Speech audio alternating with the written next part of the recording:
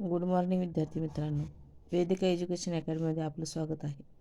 इयत्ता 11वी मराठीमधील पैंजण कविता नीलम माणगावे यांची कविता आज आपण पाहणार आहोत. नीलम माणगावे ह्या ज्या काय आहेत त्या कवयित्री, लेखिका, संपादक, बालसाहित्यिक म्हणून परिचित आहेत.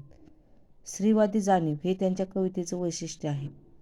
बाई म्हणून जगण्याची आस, खंत, चीड, उत्साह, आनंद तसेच आसुशी, वेदना, कल्लोळ यांचा एक उत्स्फूर्त स्वरमेळ त्यांच्या कवितेमधून निनादत राहतो. त्यांच्या साहित्यातून विविध प्रतिमांच्या माध्यमातून स्त्रीची जागृत अवस्था व्यक्त होत असते. ही कविता जी काय आहे पैंजण कवितेमध्ये आई, आजी, स्वतःची मुलगी, स्वतः आणि मुलगी या बदलत्या स्त्रीजीवनाचं प्रत्येकारी चित्रण या कवितेतून आलेलं आहे. सामाजिक आणि कौटुंबिक बंधने जुगारून आजची स्त्री प्रगतिशील कशी वाटचाल करत आहे हा विचार या कवितेतून प्रकर्षाने मांडलेला गेलेला आहे. भूतकाळातील स्त्री संघर्षमय प्रवास करत करत आता सर्वार्थाने सक्षम आयुष्य जगून आत्मविकास कशी करते आहे हे या कवितेतून मांडण्यात आलेलं आहे.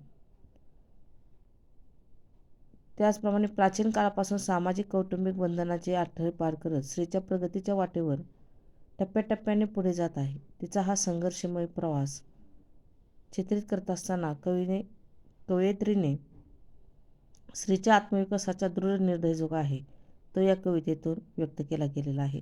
ही कविता तिची रचना जी काय आहे मुक्त छंदात केलेली आहे. 2-2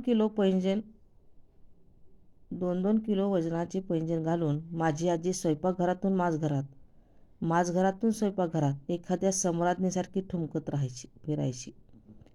ओझ्याने तिचे पाय भरून यायचे, दुखायचे, खुपायचे, घोटे काळे ठिक्कर पडायचे, कधी जखम व्हायची, चिघळायची, रक्त व्हायचं, पण नादाच्या भोलभुलैयातून बाहेर न पडता पैंजणातून फडकी बांधून जखमांना उब देऊन ती राज करायची.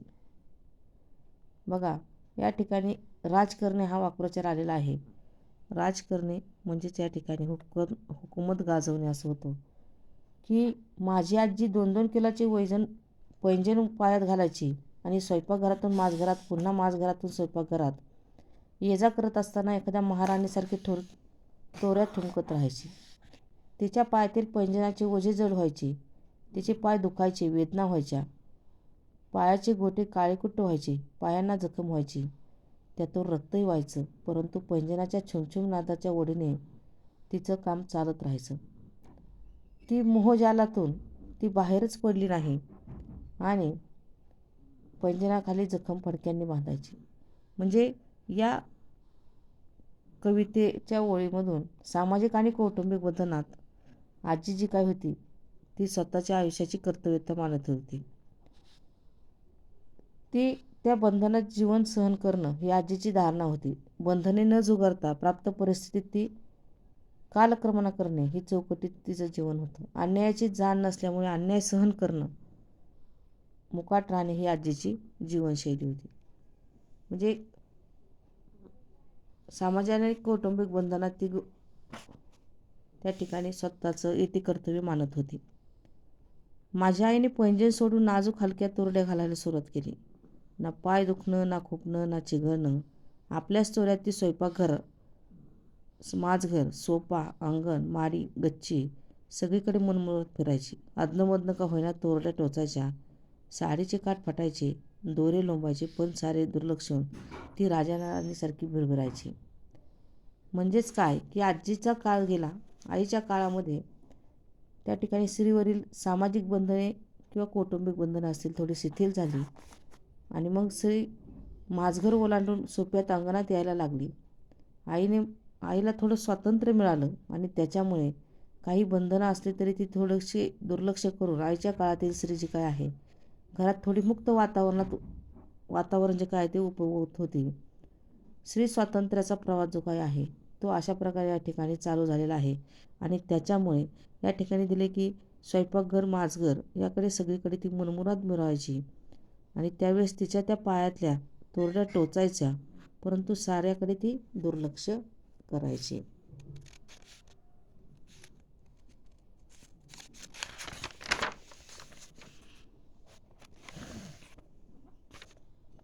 मी तर अडकणं, बोचणं, चिघळणं, फाटणं काहीच नको म्हणून पैंजणाबरोबर तोरड्याही हद्दपार करून सोडलं.